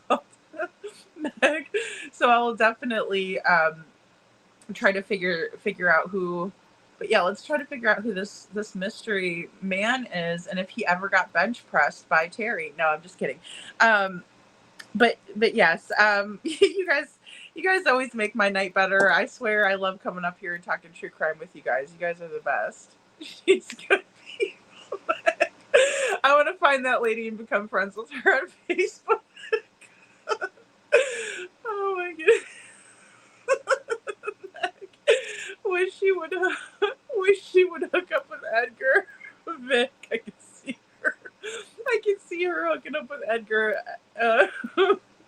She would never have to ask Edgar if he was feeling,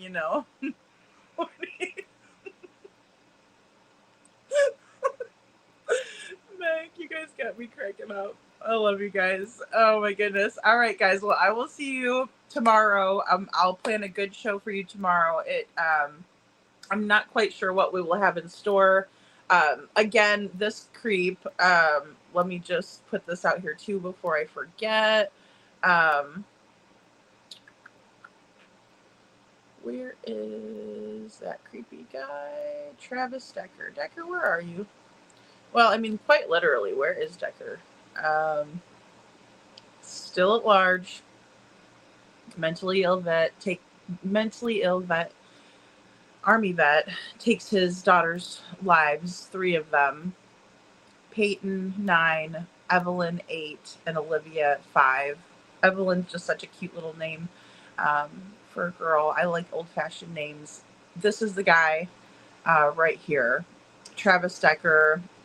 I mean, he just changes his appearance. No 2 pictures look alike, in my opinion. But he is still at large. They're thinking that maybe he is, out there trying to get maybe possibly Canada, definitely eluding the law enforcement. That's the dog that was found on the scene. But I mean, look at those 3 pictures in comparison. He's just a chameleon, that guy. But either way, again, I love you guys so much. You guys are amazing. And I will, she's a tough cookie, Meg. And I will see all of you guys. Oh, I'm sorry. Time Chat says, oh yeah, they think they are narrowing it in on him. And they said it was his bloody handprint on the truck. Oh, good. I didn't know whose it was. So, because I heard reports that there was 1 handprint, and then I heard 2, and then we weren't sure whose it was. And of course, I haven't heard anything back on an autopsy for the girls. So, gosh, just rest in peace, these poor little babies. I just feel so bad. This is a hard case. That was really hard. But again, if I hear anything, there were some documents I kind of wanted to go over, so we probably will tomorrow on Plunder. Because she posts them to her Patreon, and then I paid for access to those, and there's some really good information in there we can go over. Oh, and then I wanted to tell you guys too, I posted on my community wall a couple of songs. I posted one for Detroit, and then I posted one for Meg. Meg, I put you Celine Dion song up there, and then I think I posted, what was the other one I posted? AWOL Nation, I think, or something. So go enjoy. Oh, and then I also found a 2-hour Bob Ross, The Joy of Painting for 2 hours. So, just some relaxing stuff over there, I guess. There's some fun stuff. A blast from the past. Yeah, Meg. Yes, I put it on the community wall. But I'll be working on videos for you guys, and I'll be dropping some videos, hopefully, a little bit earlier tomorrow too. So, all right, guys, thank you all so much for being here again. I love you all so much. You guys are the best, and I will see you all tomorrow night.